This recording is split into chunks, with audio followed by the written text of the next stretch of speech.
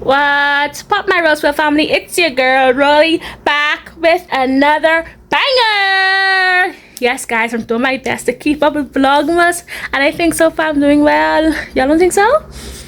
Anyways, today I'm gonna do a little vlog, a little Q&A.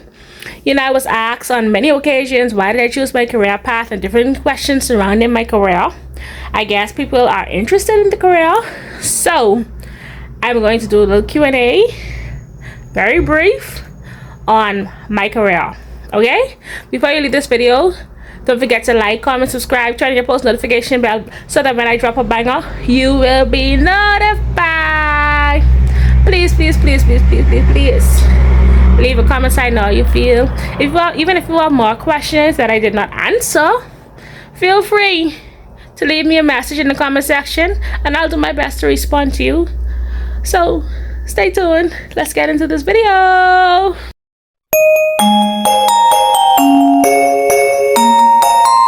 This video is a little intimate. As you can see, I'm in my friend's room. I got my little blanket because it look cool. Those look cool.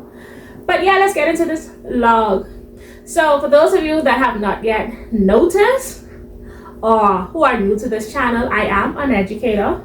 In fact, I am a math educator. Let's get more down to earth. I am a math teacher. And people finding out my career path would be like, well, why you choose to become a math teacher? Well, growing up, I always used to play with the teddy bears them and stick the papers behind my door, and I used to teach my teddy bears. And when my nieces and nephews come at my house, I would sit them down and I would teach them. I always dreamed of becoming a teacher. Originally, I wanted to be a religious studies teacher, but when I went into UB, I was told that they didn't need no more religious studies teacher, and we were given the option. It was quite a few of us, and we were given the option to go into a different content area or change your career path altogether. And so I chose to become a math teacher. Why math, you may say? Because one of my favorite teachers was a math teacher, big up Miss Butler, Miss Karen Butler. Yes, she was my math teacher in junior high school. One who I could consider a mentor, one who I look up to, one who always pushed us to be our best. And so I decided to be a math teacher. You know, in school, not just in math, but in other subject areas, growing up, I would hear teachers often say to students, oh, whether you learn or not, I get paid. Or you so stupid. Or I don't know what she was coming to school for. And speak down on students and discourage students. And I always used to say that I don't want to be that teacher. I want to come into the system and I want to make a difference. I want to change the way that students look at math. And so that is why I chose my career path. And that is the road that I'm on now. I am putting a little twist to math, whereas I've had students so far come into the classroom and they're like, Ms. Roland, I hate math.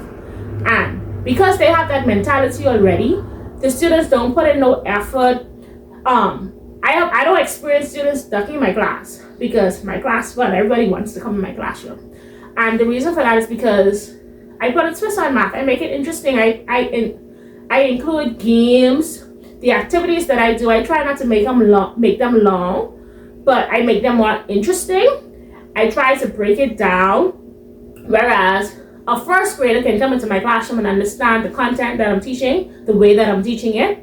But it is the content, because now I'm a junior school teacher, it is the content for junior school, but the way that I break it down, a first grader can come inside there and understand what to do. For example, Tia. I've had where Tia came into my classroom, whether I stayed back to mark or whatever I stayed back to do. She came into my classroom one time and she saw work on the board. I think I'll interpret the video in this clip. But she came and she saw work on the board. She said, oh, mommy, I can do it, please. And she got the marker and she started doing the work. So I put a twist to marker as when I explain the content, you might say dumb down. Well, I dumb down the content so my students can understand. And I am not that teacher that gets frustrated when the student keep asking questions. I take my time and I explain it. And I always just tell my students, ask me 1,000,000 times if you have to, because that's what I get paid to do, to teach you. So yeah, that is why I chose my content area. You know, I love my students. I enjoy teaching. Teaching is my passion. Like, I don't know what I would be doing if I was not a teacher. I tried nails. That was always something that I wanted to do as a trade. I done nails. When I got pregnant with Tia, I stopped because of the scent. But I was doing nails while I was in college. So, yeah. But teaching is my passion. Teaching is my heart. Teaching is a part of my life. Going to school every day, seeing my students, that motivates me. So yeah, that's why I became a teacher. It was my dream, and I wanted to make a difference in the system. As I said before, I graduated from University of the Bahamas with my bachelor's in education degree. When I first went there, it was COB, College of the Bahamas, but I was in and out UB for about 10 years. I was in and out. Like, I would go for a semester, then I would miss a semester, or at one point I missed the whole year. While I was in college, I got married, I got pregnant. So during that time, yes, I missed school. I had to miss school. So, and then when I returned, due to finance, I was paying my school fee. At one point I was paying it using the payment plan. At another point, I was paying it in full. And so because I was paying it in full, I had to minimize the amount of classes that I was taking. So I can remember one semester I only took one class, and the one class that I took was an elective. It wasn't even a major class, but because you needed a certain amount of credits to graduate, I had to take that elective. And so that one school year I took that elective, and I just had Tia. So Tia was a young baby. Tia was only 2 months old when I returned back to college, and I did that one class. And some days I would even take her with me to school. And yeah, so I was in and out UB for about 10 years. Now, some challenges that I faced while in UB, I had Tia when I was in college. And so with probably having to go to work, and then with my mommy being a pastor, she had to go to church, or she had constant, or she had something to do during some days that I had class, I didn't have anybody to keep her. And so because that's my baby, and I was determined to become who I am today, I took her to school with me, and I would make sure I have her snacks and her bottles. In fact, during that time when I took her with me, when I had the elective class, that one elective class, my lecturer was pregnant during the time, and so she could have related to me, because she was about to expect her first child. My lecturer was young too, but she was expecting her first child. And so because Tia wasn't a noisy baby also, she didn't mind Tia coming in the classroom. Of course, I asked permission before I brought her into the classroom, and I made sure my classmates were comfortable. But yeah, that was one of my main challenges in college, having to take Tia with me. Even as Tia got older, I just called Tia the UB baby. My classmates called Tia the UB baby because Tia used to be with me. Some days I take her with me when I don't have anybody to keep her. And so that was one of the main challenges that I endured in college. Another challenge that I endured was ride.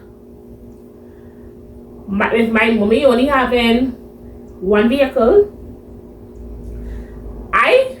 my vehicle came gone off the road. I don't keep friends, I don't keep company, so that was another challenge for me. I remember one time I had to go and ask a neighbor to come for me. Keep in mind now, I am an inside girl, always been an inside girl. I don't go out the house or whatever. So seeing the neighbor come for me, the neighbor that I don't even speak to, the most I say is good morning, good afternoon, good night. Like, I've never held a conversation with or anything like that. And seeing them pull up and then my mommy jumping out the car saying, let's go. That's one of the challenges that I experienced. Now, keep in mind that this was before marriage, because as I started dating my husband, and I went back to school, and me and my husband started our relationship, he would come for me. He would find a way to get me to and from school. So, yes, that's thumbs up to that. But yes, ride was another challenge that I experienced. But yes, only ride and then having a baby were my main challenges with school, besides finance, because like I told you, a part of being in college my mommy paid for my school fee. Then as I got married, my husband helped. But yes, that was a challenge for me because it was coming out of pocket and my mommy not working, she still sacrificed and she paid. And because it was coming, like I said, because it was coming out of pocket, like some semesters I had to take one class. I experienced taking 3 classes one semester, and so it would come off like time being wasted. But because you have to build up your credits and some classes you have to take, that was a challenge for me. My very first semester I took 8 classes, and out of those 8 classes I failed 2, and so I had to retake those classes. And I always had the mentality that I didn't want to go on a scholarship because I didn't want to ever have to owe government. I always had the mentality whereas that me working for government, I don't want it to be because I owe them. I want it to be because I want to work for my government. I want to teach my Bahamian people. I want to expand myself within the government school system. So I never wanted it to be that I chose the government system because I owe government. Okay, do I have any regret with choosing such career path? No, I do not. I believe that the challenges that I endured in college was worth it. On teaching practice, it was rough. I went through a lot. I felt like I was in a competition with my cooperating teacher. Teaching practice was a lot. I'll save that story time for another day. But entering the grade LW Young Junior High School and embracing my department and just starting my career, I feel like I'm reaping the reward for all of the torture that I've endured during college. I remember one time in college, my lecturer for one of my math classes, he went to the math office and he told them that he didn't want me in his class no more. And he made it seem like I was such a terror to his classroom. And the math office, they called, because apparently he came into the office and he carried on bad, and they called my husband because they couldn't reach me. And my husband called me and he's like, go to the office now, they trying to reach you, they need to talk to you, they said important. And when I reached the office, they was like, oh, Mr. So-and-so, I'm not calling his name, doesn't want you in his class anymore. Have you been disrespectful to him? And I was like, no.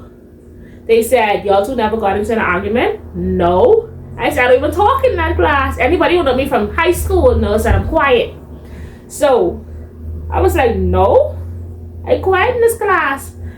And they said, well, he came in here and he asked that we remove you from his classroom. He doesn't want you in his class.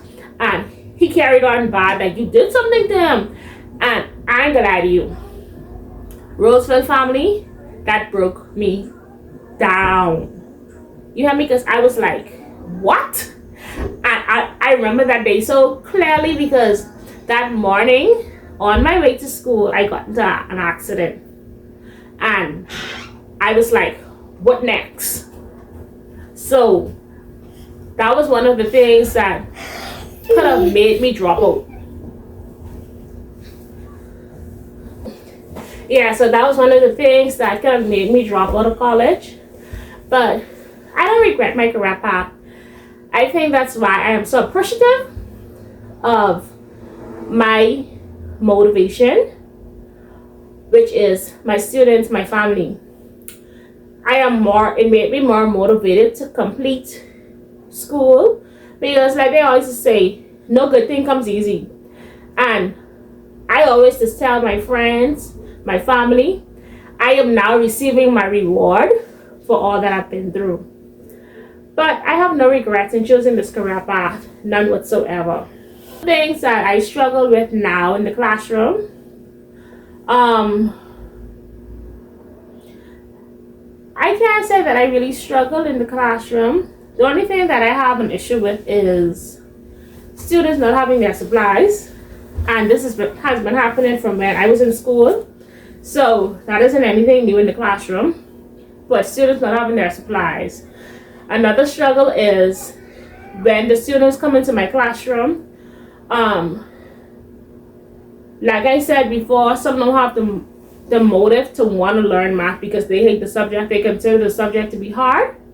And so one thing that I don't struggle with, but one thing that makes teaching a little okay, I don't consider it a struggle, but one thing that is a bit of a task is that how some students hate math. They don't have the motive to want to complete assignments or to even hear what I have to say. Like, they legit just have a wall, not listening. Sometimes they just be staring and zone in their own zone because they legit just don't like the subject.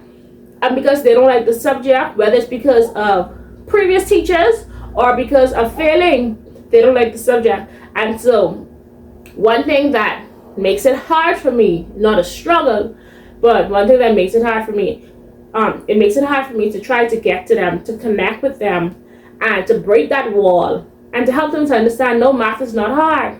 Just try. Once you try, you'll understand something. If not everything, something you'll understand. Last school year, my grade 7s, I'll never forget one student. When she first came into the classroom, she said, "Ms. Roll, I ain't gonna lie to you. I hate math, but I love you." And when this child first came to my classroom, she was an F student. And now I have her again for grade 8. She's an A student and she loved math. But this was the child who came into my classroom hating math.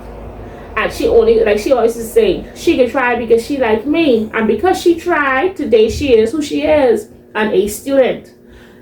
But I wouldn't say I have any struggles in the classroom. I don't have any favorite students. My students ask me that all the time. I honestly do not have any favorite students. I have one student that was with me from I entered LW Young. I had him for homeroom and I taught him math his whole time at LW Young. But I don't have any favorite student. He isn't even my favorite student because I believe in treating everybody the same. So I don't have any favorite students. But yes, that's a little bit about my career choice. I would say if one day you want to become an educator, or you're even now in college preparing to become an educator, or even if you are an educator, the profession is what you make it. Do not come into the profession saying that, oh, I'm in this profession for the money, because the money really ain't it. But helping the students, getting to know the students, building connections with the students, teaching. Listen, it brings joy, it brings warmth. It's just a great feeling. I can't explain it, but it brings a great feeling. Seeing students excited to come to your class, seeing when you teach and a topic and a student couldn't understand it, and the minute they understand it, the excitement that it brings them because they understand, that alone, it gives you chills. It did give you chills. Seeing students that were struggling move up, that alone brings you chills. Like that, it's a great feeling. And so I love my career. And I always say I don't ever want to come out of the classroom. I am not interested in becoming an administrator. I am not interested in the office. I want to stay in the classroom for my whole career. I want to stay in the classroom and teach. I want to continue molding and building the future generations. So yes, thank you for watching. Once again, don't forget, before you leave this video, don't forget to like, comment, and subscribe. Turn on your post notification bell so when I drop a banger, you will be notified.